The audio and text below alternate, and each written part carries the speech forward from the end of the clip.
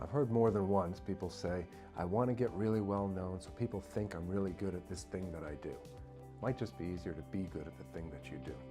I'm Arthur Petropoulos, managing partner here at Hillview Partners. We're a middle market, lower middle market, M&A and capital advisory firm, helping companies and executives and owners generating $1 million to $10 million a year in EBITDA or pre-tax earnings to sell their businesses or secure capital. And so the question comes up, and it's not always directly asked as simply, but do you need to be famous to be successful? Or more specifically, do you need to be famous to be good at business? And the answer to that is no. To be good at business, you just need to be good at business. Right? If you want to get famous, fine, but it's not a prerequisite to being good at business. And truly, if the ultimate goal is being good at business, then you should just do the things that get you good at business. So we won't beat that or flog that dead horse too much here, but let's dig into the 3 ways that you can be good at business. And so if you break down the fundamental aspects of a business, or what are the 3 constituent elements of business, that is ultimately going to be the things that you need to be best at. And you'll see that having an outward presence, marketing, advertising, is a component of this. And so having a personality or being someone well known in a space can be beneficial if that's the angle you'd like to play, but there's pros and cons to that, and there's a lot of other reasons or elements of being good at business. So if we break down business in general, we're always going to break it down to the 3 simple pillars of people, process, and product. And so you want to be good at business, dig into people first.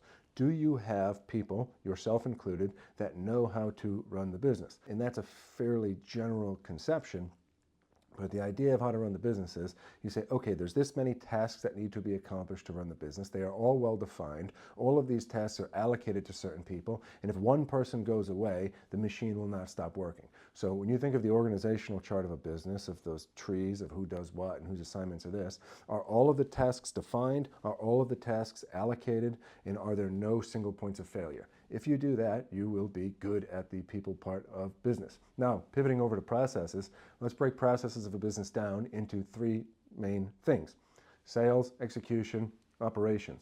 The operations are the hiring and firing, making sure the bills are paid. It's all the administrative back office type things of a business. The execution is the doing of stuff, the provision of services, the manufacturing of goods, whatever that may be in your business, but that is a key component of the business. And then the part that probably gets on people's radar most or makes them self-question how publicly visible they need to be is sales. So if business, again, is sales, execution, operations, the sale component of that is there a repeatable process by which sales are made? And we always say, again, you can tell we like lists, breaking it down into 5 ways you can sell things are cold outreach, warm outreach, creating content, having goodwill, or paying for ads. And these can all take different shapes. And so yes, content can bring in business. Now again, I would take the position that perhaps making very boring LinkedIn and YouTube videos very specific to your subject matter expertise is going to have a better impact in terms of bringing on actual clients than doing TikTok dances and telling everybody about the latest hot chicken sandwich you ate.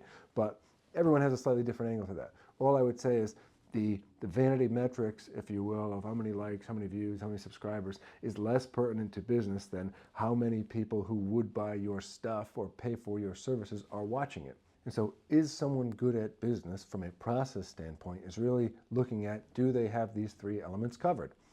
The sales, the execution, and the operations. And again, there is an element of that, particularly within sales, that has a public-facing component to it that you may be on a YouTube video, on a LinkedIn video, putting out posts. But again, being good at what you do, being good at business does not necessitate that. It can be other people with your company.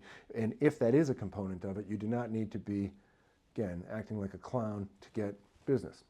Our perspective, I'm sure there's a lot of other opinions and people are sick and tired of our tweed jackets and boring paintings on the wall.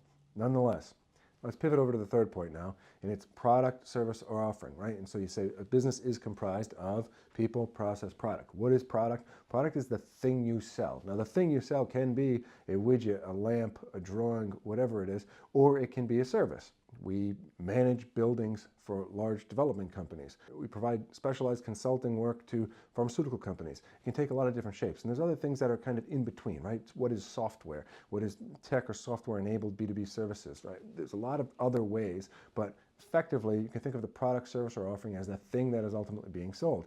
And guess what? To be good at business, you need to have a good product, service, or offering.